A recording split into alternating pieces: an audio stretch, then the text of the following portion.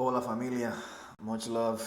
I wanted to share this article that I read the other day with you because it highlights the cancer that is the Cuban government, the tumor in Latin America, and how they meddle and sow discord, misery, and death in their sphere of influence.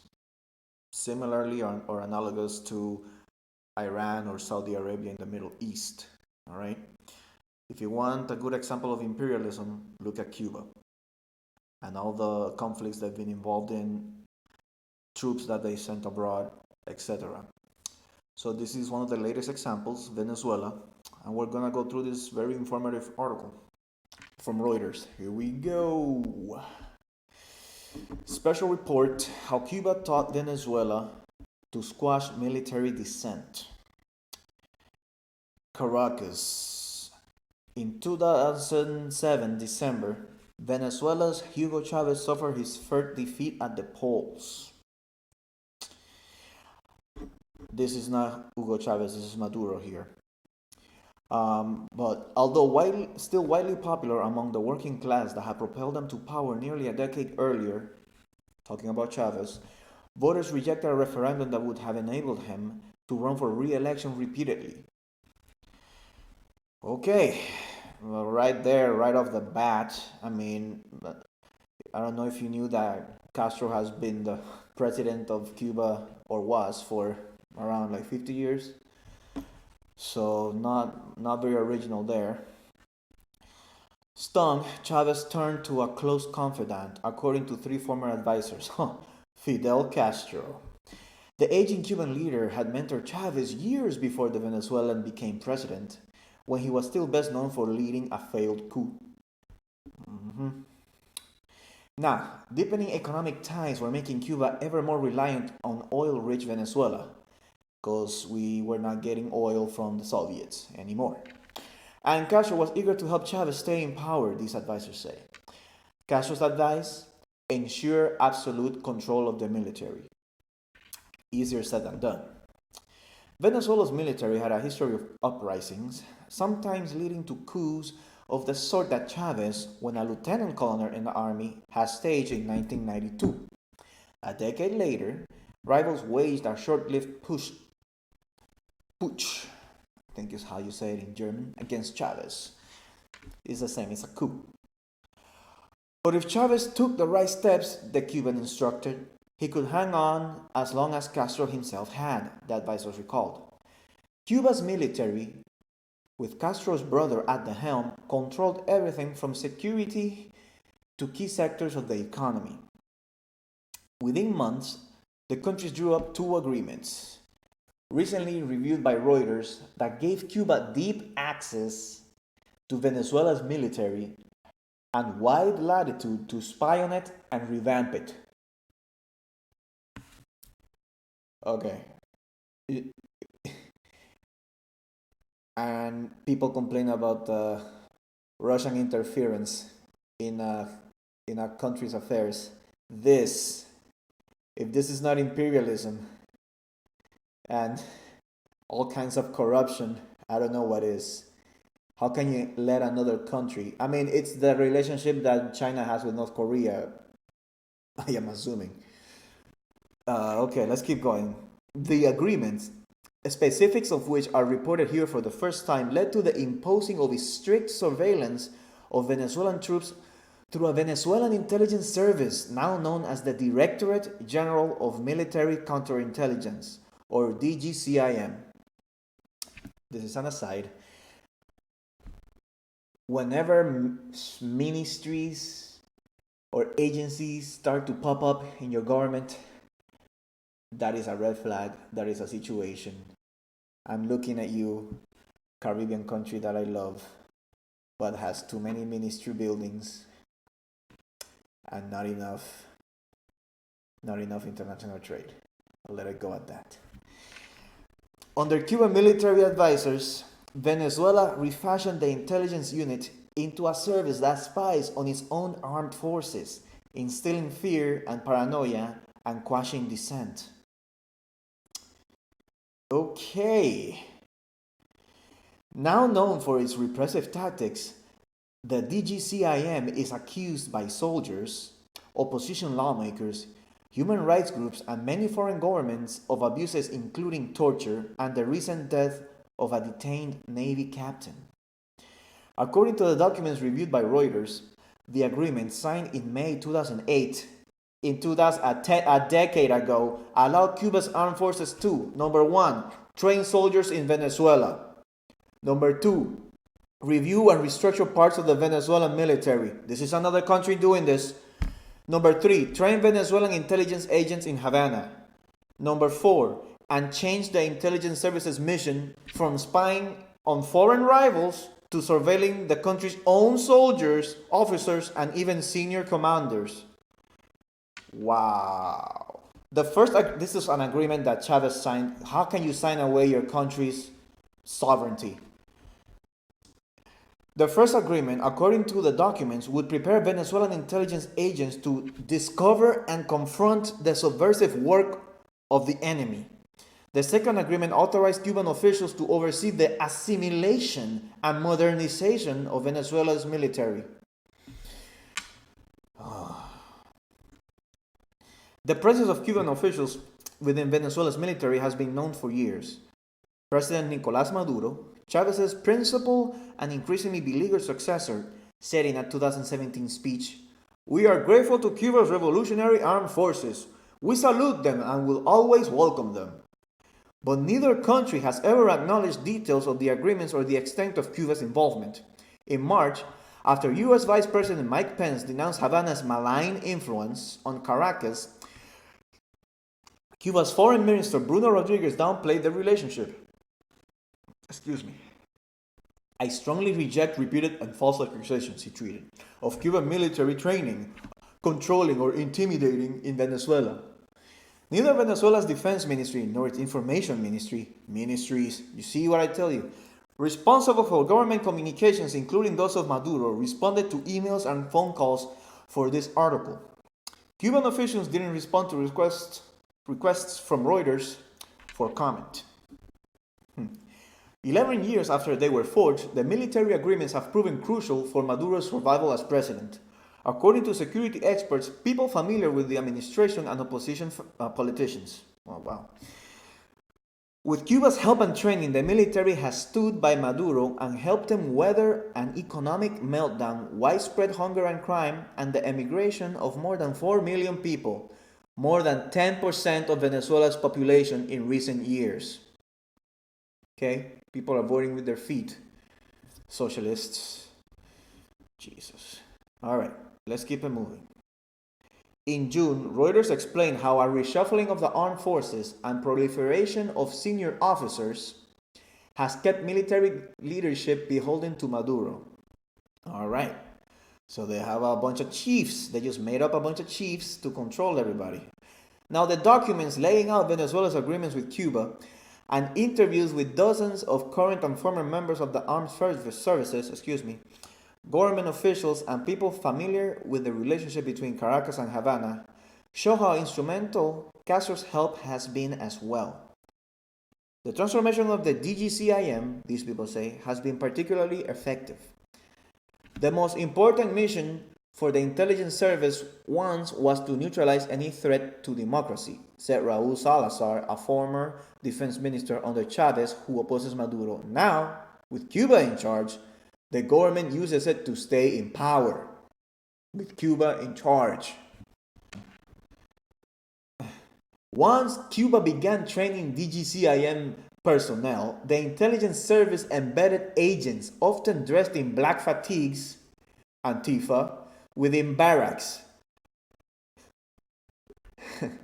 There, they would compile dossiers on perceived troublemakers and report any signs of disloyalty, according to more than 20 former Venezuelan military and intelligence officials. This is not fascistic at all. Wow. They're like the SS, like, I don't know. Black fatigues, making sure that everyone is in the same line of thinking, spying on people. The Stasi? Is it the Stasi or the SS? I don't know. This is crazy. The DGCIM also began tapping the phones of officers, including senior military commanders, to listen for conspiracies. Of course, the lives of others. The crackdown has led to hundreds of arrests. At least 200 military officials are currently detained, according to the opposition-led National Assembly. Citizen Control, a Venezuelan organization that studies the armed forces, says the number is over 300. Comme si, comme ça. Oh no, I'm sorry, tomato. In a June 2017 report reviewed by Reuters, the DGCIM accused a soldier who enrolled in a university considered to be aligned with the opposition of ideological and political subversion. This is actually a crime in Cuba, to think differently. It's in the statutes. It's a crime. Okay, so there's no freedom of speech or thought. Speaking up for the first time, the former lieutenant recounted how he was handcuffed to a chair in a continuously lit room and beaten until two vertebrae broke. Those days had no end, he recalled. He revealed his story to Reuters on the condition that the news agency use only his first name, Daniel, and not disclose his age. Since its remaking, the DGCIM's ranks have swelled from a few hundred agents early in the Chavez administration to at least 1,500 now, according to former military officials. A recent United Nations report accused the DGCIM of torture, including electric shocks, suffocation, waterboarding, sexual violence, and water and food deprivation. Under Maduro, DGCIM officers have been promoted to senior positions, including the command of his personal security detail. The repression, opposition leaders say, has cowed the armed forces. Juan Guaido, head of the National Assembly, early this year denounced Maduro's 2018 re-election as a sham and declared, with the support of most Western democracies, that he was Venezuela's rightful leader. But opposition pleas for a military rebellion have gone unheeded. We have failed, said a senior opposition official involved in attempts to broker talks with military leaders. We have nothing to offer to convince them.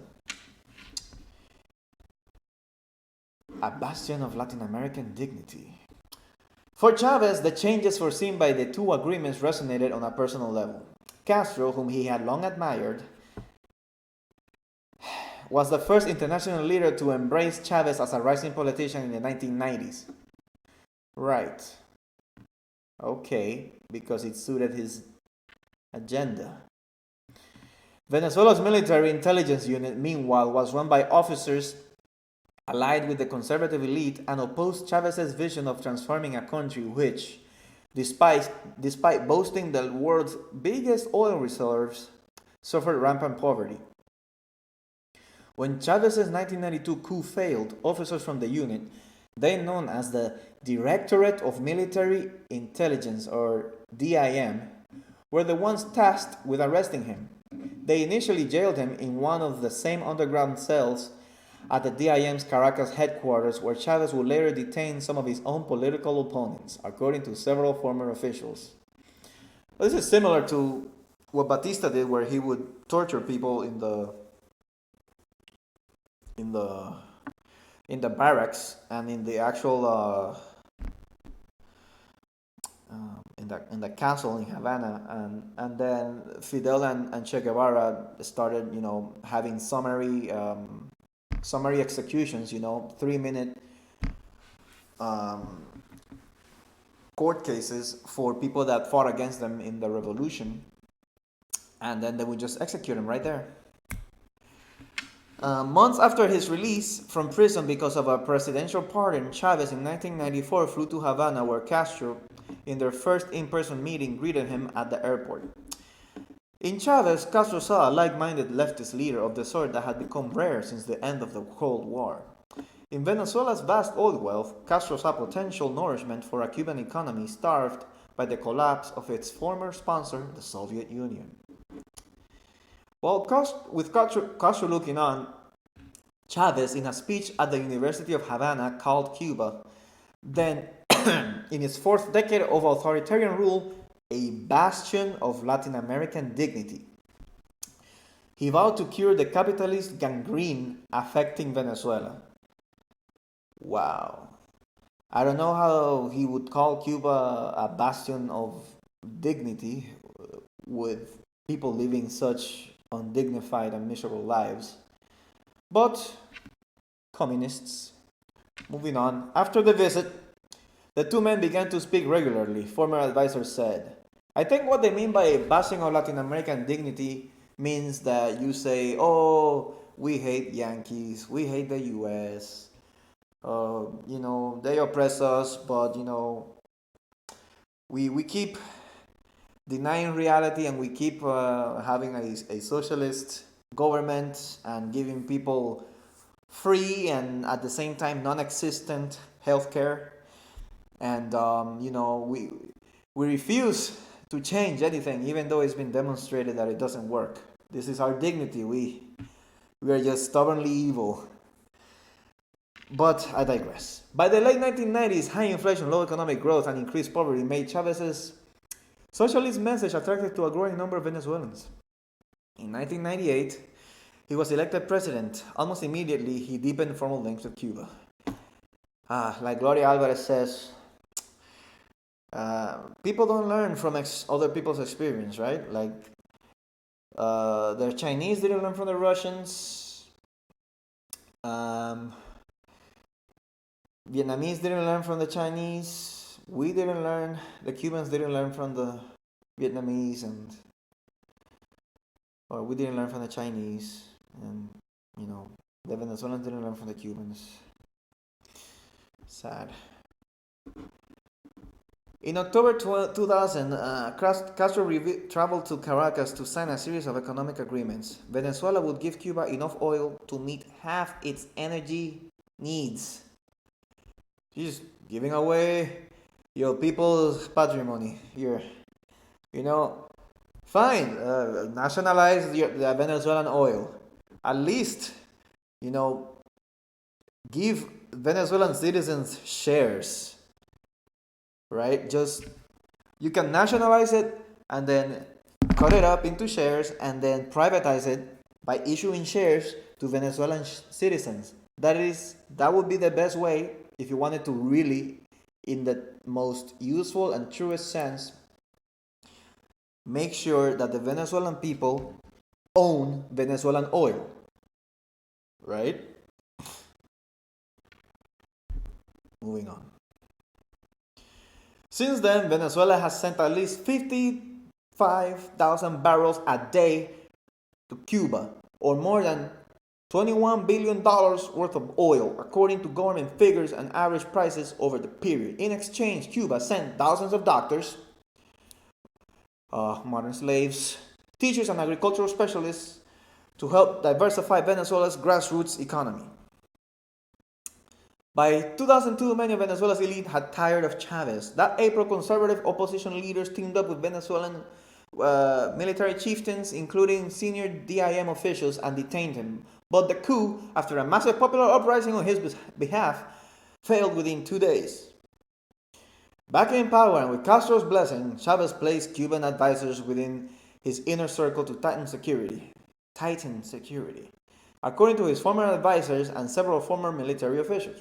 He began a purge of the military, of the intelligence service, and other top ranks of the military. He appointed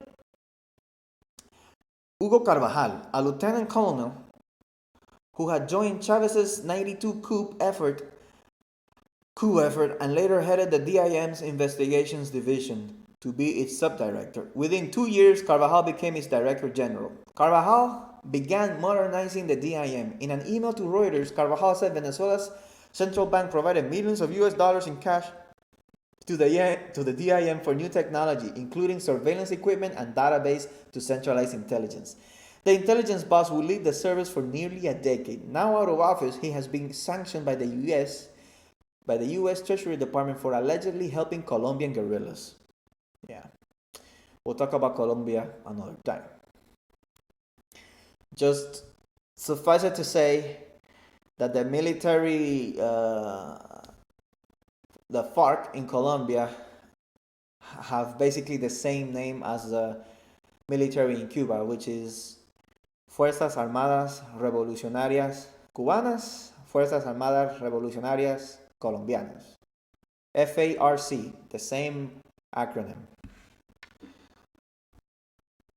Last April, he was arrested in Spain and remains detained in response to a U.S. warrant for alleged drug trafficking.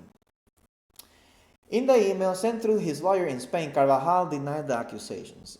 In July 2007, Chavez named Gustavo Rangel, a loyalist who headed the Army Reserves, as defense minister. At his swearing in, Rangel spoke of the need for new Venezuelan military thinking to counter the real enemy, the empire, he said, using common Caracas shorthand for the United States. Was sponsoring subversive groups bent on destroying the revolution. That's their whole shtick. Reuters was unable to reach Rangel, now retired, for comment. Must have retired with millions of dollars, of course. That December, Chavez lost the referendum on term limits. On television, he vowed a new offensive to pursue the goal. Defense talks with Cuba began. At a meeting in Caracas on May 26, 2008, Rangel and General Álvaro López, Cuba's Vice Minister of Defense, signed the two agreements. Under the first agreement, Cuba's Defense Ministry would oversee a restructuring of the DIM and advise on creating new units inside the service. The DIM would also send groups of as many as 40 officers to Havana for up to 3 months of espionage training. Okay, like, this is what the Soviet Union used to do or did with Cuba. Like, Cuban officials and the Castros themselves were trained by the KGB. Now, Venezuelan officers were trained by the Cuban intelligence ministry. This is insane.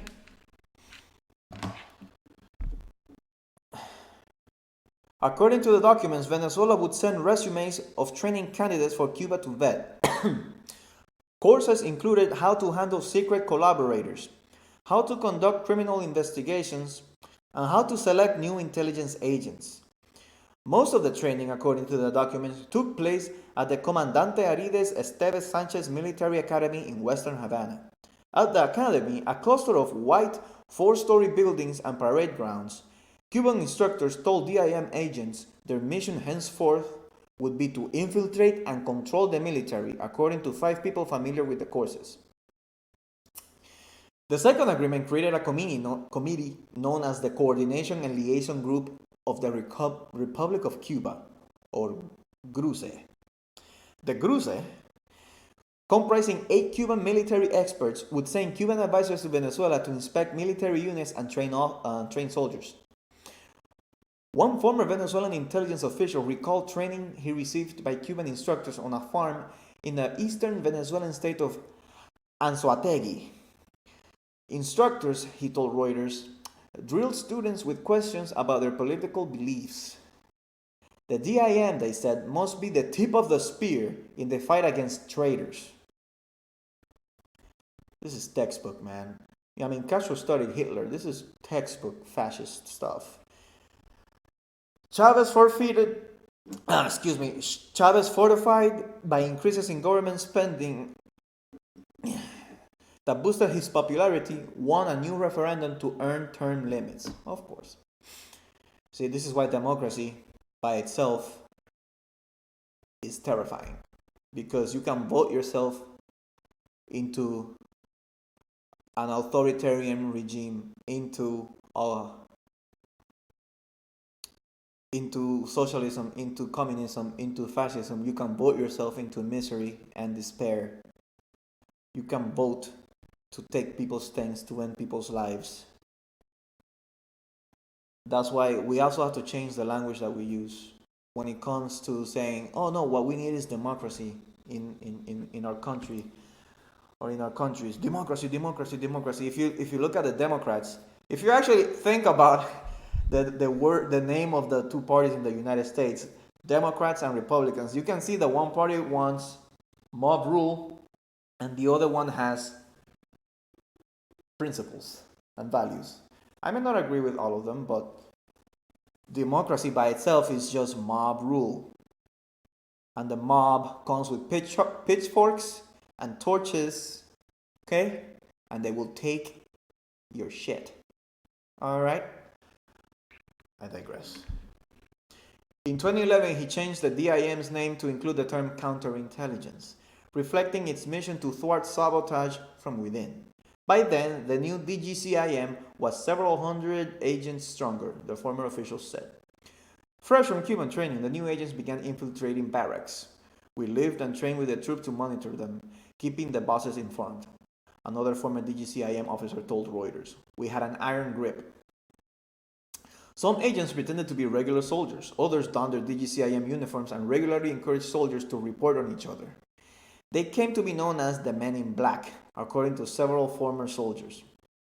I'll hand you to the DGCIM, a battalion commander warned would-be rebels, one soldier recalled. Stories of detentions and torture by DGCIM agents, sometimes wearing skeleton masks and balaclavas, spread through the ranks. Wow. You cannot fight the state. Chavez, following 4 surgeries in Cuba, died in 2013. Castro, in a newspaper column, called him the best friend the Cuban people had in their history. And without that oil, I can imagine. Voters elected Maduro to succeed him. In 2014, oil prices plummeted. Maduro's effort to spur the economy failed. Hunger and shortage hit even the armed forces. A military doctor told Reuters recently that many enlisted soldiers are underweight, subsisting primarily on pasta and lentils. As growing numbers of troops sought to desert, the DGCIM grew more aggressive. It expanded surveillance, wiretapping senior officers. On the top floor of its headquarters, some 40 agents in its operational communications division used a platform called Genocide, according to a former member of the team. The system, designed by Italian telecommunications firm IPS SPA, allows users to intercept, monitor, and analyze every kind of information source, according to the company's website. IPS didn't respond to calls, emails, or a letter seeking comment at its Rome headquarters. Reuters couldn't identify an IPS office or personnel working in Venezuela. In July 2017, Daniel, the army lieutenant in Caracas, was summoned to his battalion commander's office. Once a Chavez supporter, Daniel had joined the army in 2004, but under Maduro lost enthusiasm and told superiors he planned to leave. He had enrolled in law classes at a local university while still in the military, and taken part in some opposition marches. Daniel's behavior, according to the intelligence report reviewed by Reuters, was counter-revolutionary. This is contrarrevolucionario. This is a word that is often used by the Cuban establishment. When you're deemed a contrarrevolucionario, which is also a crime in Cuba, you can be arrested for being a counter-revolutionary. Right? That's when you protest and stuff. Man, this is textbook. The report described the university, whose name Daniel asked Reuters not to disclose, as a school for the opposition. Right? Upon reporting to the commander's office, the guy went to a college that was not approved by the ministry. That's what he did. Upon reporting to the commander's office, Daniel said 3 uniformed counterintelligence agents confiscated his phone and said he was needed for an interview at DGCIM headquarters. Daniel said agents transferred him to an underground cell and handcuffed him to a chair. Every day, a man entered and punched him repeatedly. The beatings broke 2 vertebrae, according to a physician's report reviewed by Reuters. The cell was lit all hours, causing Daniel to lose track of time. After 20 days, a military court charged him with treason, rebellion, and violating military decorum. Pending a trial, he was transferred to another prison. 6 months later, after entering a guilty plea, the court released Daniel on condition he remained in the country. He was expelled from the army.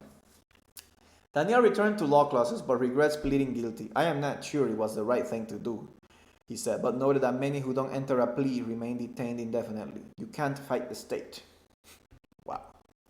And some people want to make the state bigger. Okay. The surveillance has hurt even senior officers. One case sparked national outrage. forcing the government to recognize DGCIM abuse. Rafael Acosta, a 50-year-old Navy captain, died in DGCIM custody on June 29, 8 days after agents arrested him. Tarek Saab, Venezuela's chief prosecutor, said Acosta was detained for participating in an unspecified right-wing plot. Acosta's wife, Waleska Perez, said the accusations were untrue and accused the DGCIM of torture.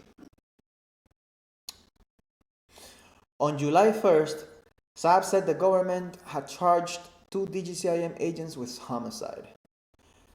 He gave neither a cause of death nor the circumstances in which it occurred. The charges, Saab said in a statement, followed an impartial investigation into the unfortunate event. Most DGCIM handiwork never comes to light. In March 2018, 5 DGCIM agents summoned Lieutenant Colonel Egbert Marin, commander of the 302nd Mechanized Army Brigade in Caracas. Marin, now 40, and the father of 2 young children, for most of his career was a rising star who had excelled at Venezuela's top military academy. His wife, Jocelyn Carrizales, told Reuters the agents took Marin to the Defense Ministry, where he was met by officials including Defense Minister Vladimir Padrino and Ivan Hernandez, the current head of the DGCIM. The officials accused Marin of scheming against the government, said Carrizales, who is acting as one of Marin's attorneys. They said they had video evidence of Marin and 8 other officers conspiring, she added, but didn't show him the video. Marin denied the allegation, saying that the meeting in question had been merely a gathering of old academy classmates. Indignant, he told the defense minister that such accusations were counterproductive, especially at a time when most of the military was suffering from shortages of food, pay, and equipment. The minister should leave his office, open his eyes, and see how soldiers actually feel, Marin told Padrino, according to Carrizales. Another lawyer defending Marin, Alonso Medina Roa, confirmed her account. Neither Padrino nor Hernandez could be reached for comment. Hernandez.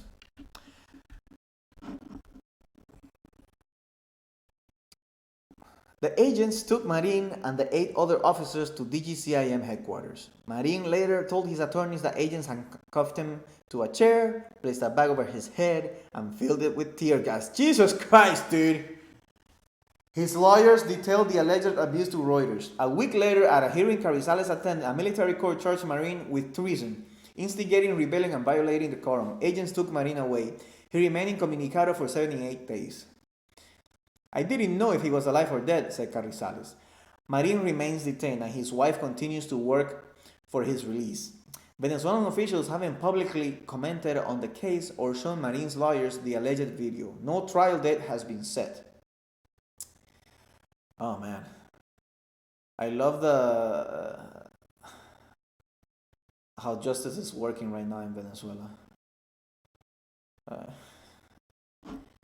They fear him, Carrizales said. He's an obvious leader within the armed forces. That's why they arrested him. And that's the end of that. And this article came out on, I believe, the 22nd of August.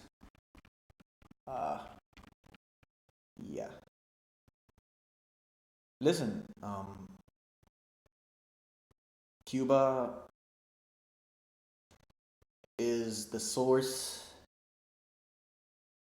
of a lot of the evil that goes on in Latin America. All right? In order to survive, they infect other hosts. You see it in Argentina, you see it in Brazil. They're going for Mexico next. Mexico has a lot of oil. And whenever you see a spike of socialism, just think of it as, Cuba gave Latin America herpes, and then you have, once in a while you get this outbreak of socialism. That's all it is. Yep. It's sad, man. And these troubles and this dysfunction in Latin America is not going to be over until we do something about Cuba, in my opinion. Yes, Cuba gives Latin America cancer and herpes. There. Much love, family. Take care.